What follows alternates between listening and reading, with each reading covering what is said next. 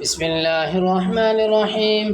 والنازعات غرقا والناشطات نشطا والسابحات سبحا فالسابقات سبقا فالمدبرات أمرا يوم ترجف الرادفة تتبعها الرادفة قلوب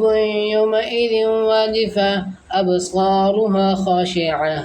يقولون أئنا لمردودون في الحافرة أئذا كنا عظاما نخرة قالوا تلك إذا كرة خاسرة فإنما هي زجرة واحدة فإذا هم بالساهرة هل أتاك حديث موسى إذ ناداه ربه بالواد المقدس طوى اذهب إلى فرعون إنه طغى فقل هل لك إلى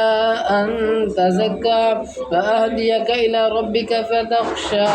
فأراه الآية الكبرى فكذب وعصى ثم أدبر يسعى فحشر فنادى فقال أنا ربكم الأعلى فأخذه الله نكال الآخرة والأولى إن في ذلك لعبرة لمن يخشى أأنتم أشد خلقا أم السماء بناها رفع سمكها فسواها وأغطش ليلها وأخرج ضحاها والأرض بعد ذلك دحاها أخرج منها ماءها ومرعاها والجبال أرساها متاعا لكم ولأنعامكم فإذا جاءت الطامة الكبرى يوم يتذكر الإنسان ما سعى وبرزت الجحيم لمن يرى فأما من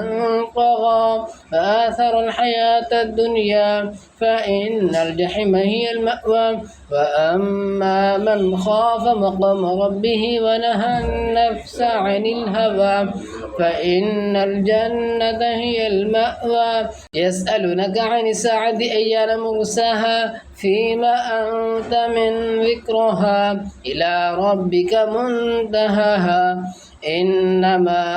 أنت منذر من يخشها كأنهم يوم يرونها لم يلبثوا إلا عشية أو ضحاها.